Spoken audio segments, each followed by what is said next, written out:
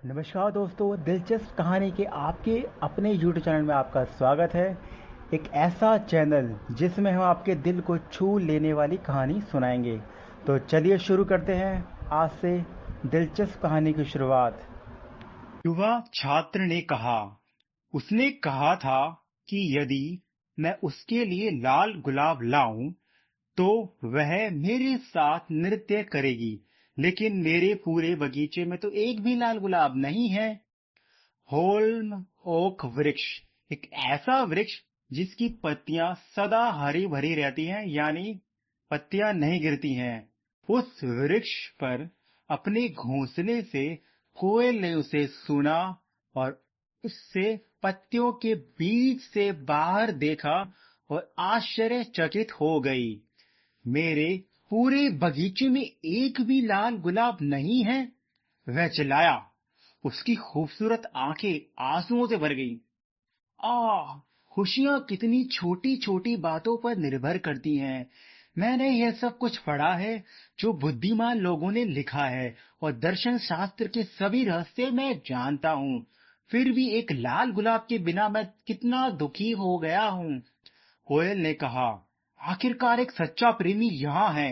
रात भर मैंने उसके गीत गाए हैं, हालांकि मैं उसे नहीं जानती थी। रात भर मैंने उसके सितारों को उसकी कहानी सुनाई है, और जब मैं उसे देख रही हूँ, उसके बाल जल कुंभी के फूल की तरह काले हैं। उसके होठ उसकी इच्छा के गुलाब की तरह लाल हैं, लेकिन जुनून उसके चेहरे को पीला हाथी दांत के जैसा बना दिया है, और उसके दुख ने उसके माथे पर शिकल ला दी है, अर्थात उसकी आंखों में उसके प्रति चमक के साथ चेहरे पर मायूसी सी है। राजकुमार कल रात का एक नृत्य आयोजन कर रहे हैं, युवा छात्र ने बड़बड़ाते हुए कहा, और मेरा प्यार उस आयोजन में शामिल होगा। अगर मैं उसके लिए लाल गुलाब ले आऊं तो वो भोर के साथ मेरे साथ नृत्य करेगी, और मैं उसे अपनी बाहों में भर लूंगा, और वह अपना सिर मेरे कंधे पर रख देगी, और उसका हाथ मेरे हाथों में होगा। और यह लाल गुलाब तो मेरे बगीचे में है ही नहीं, इसलिए मैं अकेला बैठा रहूंगा, और वह मेरे पास से गुजर जाएगी, और वह मेरी परवाह तक नहीं करेगी। इसकी वजह से मेरा दिल टूट जाएगा। कोयल ने कहा, यह सच्चा प्रेमी है, मैं इसे जानती हूँ। वह जो सहता है वह मेरे लिए खुशी की बात है। मेरे दिल में उसके लिए दर्द है। निश्चित रूप से प्रेम एक अद्भुत चीज है। वह पन्ना से भी अधिक कीमती है और बढ़िया ओपल से अधिक महंगा है। इसे बाजार में खरीदा नहीं जा सकता, और ना इसे सोने के तराजू में तोला जा सकता है। युवा छात्र ने कहा, संगीतकार अपनी अपनी गैलरी में बैठेंगे और अपने तारों वाले वाद्य को बजाएंगे, और मेरी प्रेमिका वीणा और वायलिन की ध्वनि पर नृत्य करेगी। वह इतनी धीमी गति से नृत्य करेगी कि उसके पैर फर्श को नहीं छुएंगे, और दरबारी अपने रंगीन परिधानों में उसके चारों ओर जमा हो जाएंगे। लेकिन मेरे साथ वह नृत्य नहीं करेगी, क्योंकि मेरे पास उसे देने के लिए लाल गुलाब ही नहीं है। और वह घास पर गिर पड़ा और अपने हाथों में अपना चेहरा छिपाकर रोने लगा। वह क्यों रो रहा है? एक छोटे हरे छिपकली ने पूछा, जब वह अपनी पूंछ हवा में उठाकर उसके पास से भागा। क्यों, सचमुच? एक तितली ने कहा, जो सूर्य की किरण के पास फड़फड़ा रही थी। क्यों, सचमुच? डेजी ने अपने पड़ोसी से धीमी आवाज में पूछा। कोयल ने कहा, वह लाल गुलाब के लिए रो रहा है। एक लाल गुलाब के लिए? वह चिल्लाए, कितना हास्यास्पद है। एक छोटी छिपकली जो कुछ हद तक संदेहवादी थी और जोर से हंस पड़ी। लेकिन कोयल को छात्र के दुख का रहस्य समझ में आ गया, और वह ओक के पेड़ पर चुपचाप बैठ गई और प्रेम के रहस्य के बारे में सोचने लगी। अचानक उसने उड़ान के लिए अपने पंख फैलाए, और हवा में उड़ गई और एक छाया की तरह बाग से गुजरी और छाया की तरह बीच में तैरती चली गई। घास के मैदान के बीच एक सुंदर गुलाब का पेड़ था और जब उसने देखा तो वह उसके पास गई और उस पर एक छींटे पड़ गए और वह रोकर बोली, मुझे एक लाल गुलाब दे दो और मैं तुम्हें अपना सबसे मधुर गीत सुनाऊंगी। इस पर पेड़ ने अपना सिर हिला दिया। मेरे गुलाब सफेद हैं, उसने उत्तर दिया, समुद्र के झाग की तरह सफेद, समुद्र के समान, पहाड़ की बर्फ से भी अधिक सफेद हैं। लेकिन मेरे भाई के पास जाओ, जो पूरी धूप चढ़ी के चारों ओर उगता है, और वह शायद तुम्हें वह दे दे जो तुम चाहती हो। इसलिए कोयल उड़कर गुलाब के पेड़ पर जा पहुंची, जो पुराने धूप चढ़ी के चारों ओर उग रहा था। वह चिल्लाकर बोली, मुझे एक गुलाब दे दो और मैं तुम्हें अपना सबसे मधुर गीत सुनाऊंगी। लेकिन पेड़ ने अपना सिर हिलाया। मेरे गुलाब पीले हैं, उसने उत्तर दिया, अंबर सिंहासन पर बैठी जलपरी के बालों की तरह पीले, और घास काटने वाले दराती लेकर आने से पहले घास के मैदान में खिलने वाले डैफोडिल, एक ऐसा प्रकार का पौधा जो पीला होता है। लेकिन मेरे भाई के पास जाओ, जो छात्र की खिड़की के नीचे उगता है, शायद वह तुम्हें वह दे दे जो तुम चाहते हो। इसलिए कोयल उड़कर गुलाब के पेड़ के पास जा पहुंची, जो छात्र की खिड़की के नीचे उग रहा था। कोयल ने कहा, मुझे एक लाल गुलाब दे दो। वह चिल्लाई, और मैं तुम्हें अपना सबसे मधुर गीत सुनाऊंगी। लेकिन पेड़ ने अपना सिर हिलाया। मेरे गुलाब लाल है, उसने उत्तर दिया, कबूतर के पैरों की तरह लाल, और समुद्र के गुफा में लहरते मूंगे के बड़े पंखों से भी ज्यादा लाल। लेकिन सर्दी ने मेरे नसों को ठंडा कर दिया है, और ठंड ने मेरी कलियों को काट दिया है, और तूफान ने मेरी शाखाओं को तोड़ दिया है। इस साल मेरे पास बिल्कुल भी गुलाब नहीं है। कोयल चिल्लाई, एक लाल गुलाब ही मुझे चाहिए, केवल एक लाल गुलाब। क्या कोई ऐसा तरीका नहीं है जिससे मैं इसे प्राप्त कर सकूं? पेड़ ने कहा, एक तरीका है, पेड़ ने उत्तर दिया, लेकिन ये इतना भयानक है कि मैं इसे तुम्हें बताने की हिम्मत नहीं कर सकता। कोयल ने कहा, मुझे बताओ, मुझे डर नहीं है। यदि तुम्हें एक लाल गुलाब चाहिए, पेड़ ने कहा, तुम्हें इसे चांदनी में संगीत से बनाना होगा और इसे अपने हृदय के रक्त से रंगना होगा। तुम्हें अपने सीने में कांटे चुभोकर मेरे लिए गाना गाना होगा। सारी रात तुम्हें मेरे लिए गाना होगा। अरे एक कांटा तुम्हारे हृदय को छेदना होगा। तुम्हारा जीवन रक्त मेरी नसों में बहना होगा और मेरा हो जाना होगा, अर्थात इसमें तुम्हारी जान तक जा सकती है। कोयल ने कहा, एक लाल गुलाब के लिए मेरी मृत्यु की एक बड़ी कीमत है। जीवन सभी को बहुत प्रिय है। जंगल में बैठना और सोने के रथ में सूर्य को देखना है, और चांद के मोती के रथ में सवार है। नागफनी की खुशबू मीठी है, और घाटी में छिपी हुई ब्लू बेल, एक प्रकार का पौधा जो पहाड़ी पर बहने वाली हितर, भी एक प्रकार का पौधा जिसकी सुगंध मीठी है। फिर भी प्यार जीवन से बेहतर है, और एक पक्षी का दिल एक आदमी की तुलना में क्या है। इसलिए उसने उड़ान के लिए अपने भूरे पंख फैलाए और हवा में उड़ गई। वह छाया की तरह बगीचे में उड़ी और छाया की तरह बाग में उड़ती रही। युवा छात्र अभी भी घास पर लेटा हुआ था जहां उसने उसे छोड़ा था, लेकिन उसकी सुंदर आंखों में आंसू अभी तक सूखे नहीं थे। कोयल ने कहा, खुश रहो, खुश रहो, तुम्हें तुम्हारा लाल गुलाब मिलेगा।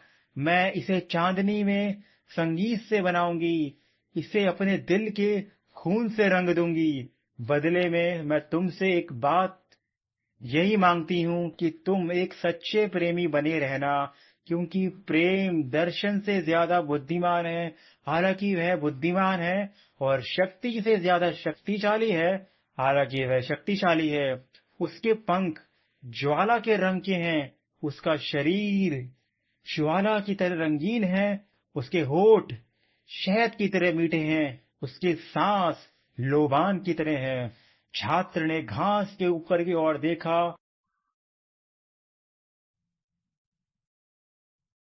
छात्र ने घास के ऊपर देखा और सुनने लगा, लेकिन वह समझ नहीं पाया कि कोयल उससे क्या कह रही थी, क्योंकि वह केवल वही बातें जानता था जो किताबों में लिखी होती है। लेकिन ओक वृक्ष को यह बात समझ में आ गई कि उसे दुख हुआ, क्योंकि उस छोटी कोयल से वह बहुत प्यार करता था, जिसने उसकी शाखाओं में अपना घोंसला बनाया हुआ था। ओक वृक्ष ने कहा, मेरे लिए एक आखिरी गाना गाओ। उसने फुसफुसाते हुए कहा, जब तुम चली जाओगी तो मैं बहुत अकेला महसूस करूंगा। इसलिए कोयल ने ओक के पेड़ के लिए गाना गाया, और उसकी आवाज चांदी के बर्तन के निकलते पानी की तरह थी। जब उसने अपना गाना समाप्त किया तो छात्र खड़ा हुआ और अपनी जेब से एक नोटबुक और एक पेंसिल निकाली। उसके पास रूप है, उसने खुद से कहा, जैसे ही वह उफन से दूर चला गया, जिसे नकारा नहीं जा सकता। लेकिन क्या उसके पास भावना है?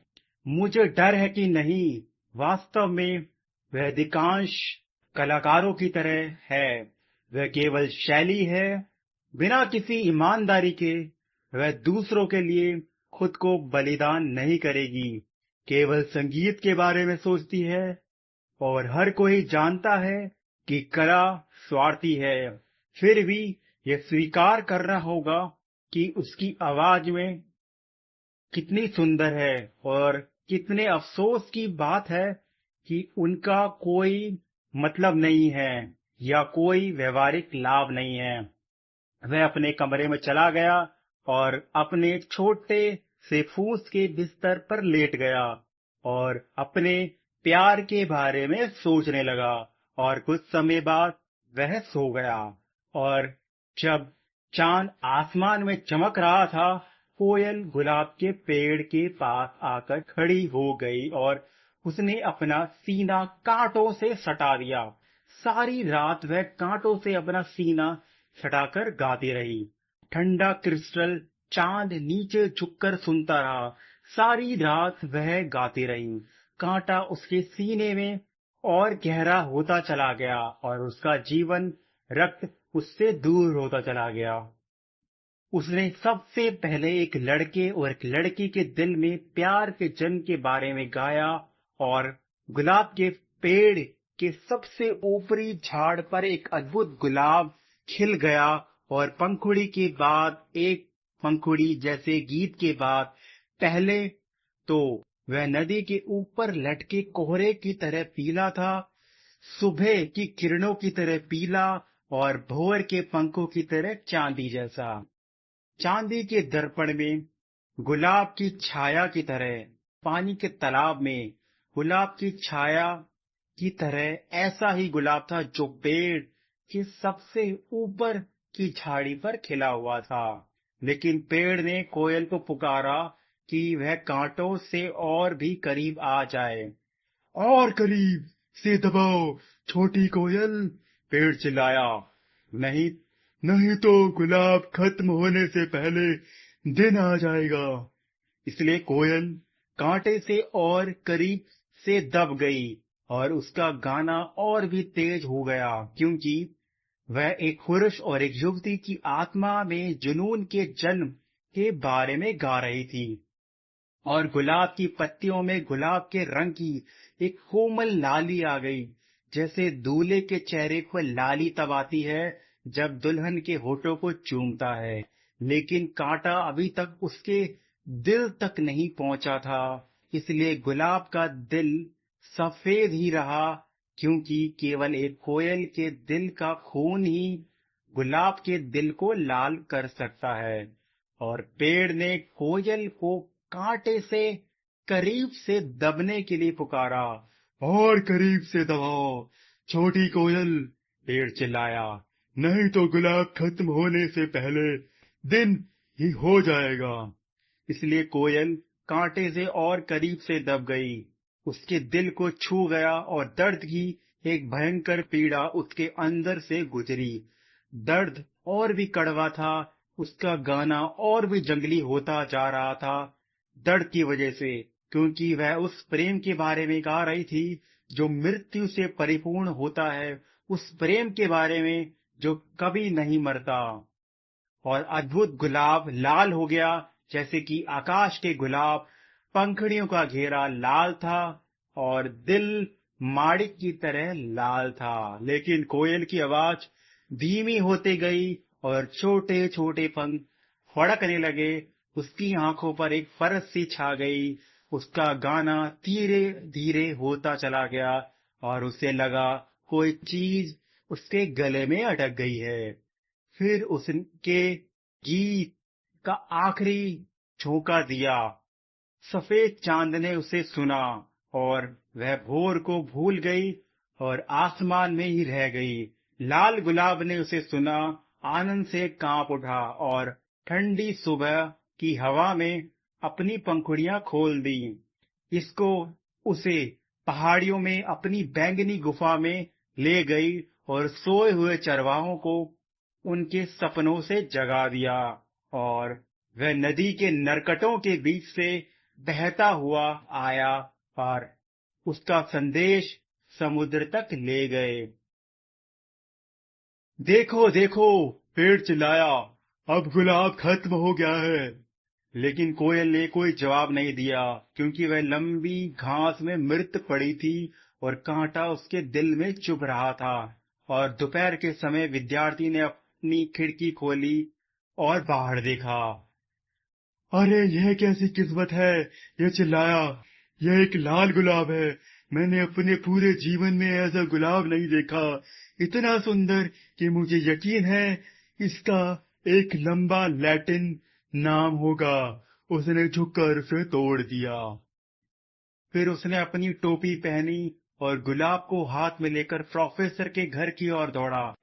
प्रोफेसर की बेटी दरवाजे पर बैठी हुई नीले रेशम के धागे को रील में लपेट रही थी और उसका छोटा कुत्ता उसके पैरों के पास लेटा हुआ था।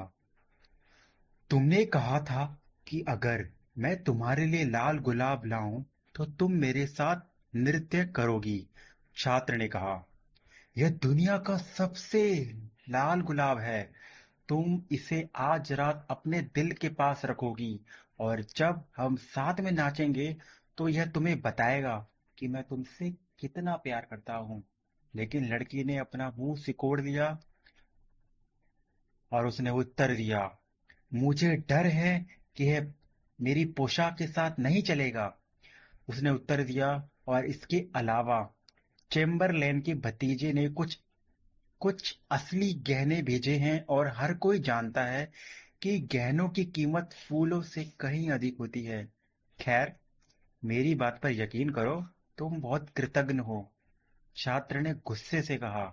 और उसने गुलाब को सड़क पर फेंक दिया और नाली में गिर दिया और एक गाड़ी का पहिया उसके ऊपर से गुजर गया। कृतज्ञ, लड़की ने कहा, मैं तुम्हें बताती हूँ कि तुम बहुत असभ्य हो। और भतीजे ने कहा, आखिर तुम हो कौन? केवल एक छात्र? क्यों, मुझे विश्वास नहीं होता कि तुम्हारे जूतों में भी चैम्बरलैन की तरह चांदी के बक्कल हैं। और वह अपनी कुर्सी से उठी और घर में चली गई। प्रेम कितनी मूर्खतापूर्ण चीज है, छात्र ने चलते हुए कहा। यह तर्क से आधा भी उपयोगी नहीं है, क्योंकि यह कुछ भी साबित नहीं करता है और यह हमेशा ऐसी चीजों के बारे में बताता है जो होने वाली नहीं है और ऐसी चीजों पर विश्वास दिलाता है जो सच नहीं है। वास्तव में यह बिल्कुल अव्यवहारिक है। और चूंकि इस युग में व्यवहारिक होना ही सब कुछ है, मैं दर्शन शास्त्र में वापस जाऊंगा और तत्व मीमांसा का अध्ययन करूंगा। इसलिए वह कमरे में वापस गया और एक धूल भरी किताब निकाली और पढ़ने लगा। अंत में ये कहानी हमें सिखाती है कि किसी के प्यार की क्या परिभाषा है, जिसका परिचय हमें नन्ही कोयल से सीखने को मिलता है, जिसने अपना बलिदान देकर प्यार को अमर बना दिया है। वहीं दूसरी ओर आज के जीवन में सच्ची कड़वाहट भी देखने को मिलती है, जिसमें वो लड़की छात्र के प्यार को तिरस्कार कर आगे बढ़ जाती है। अंत में कहा जा सकता है कि हमें जीवन में सच्चे प्यार को समझना चाहिए और सही समय पर सही फैसला करना चाहिए।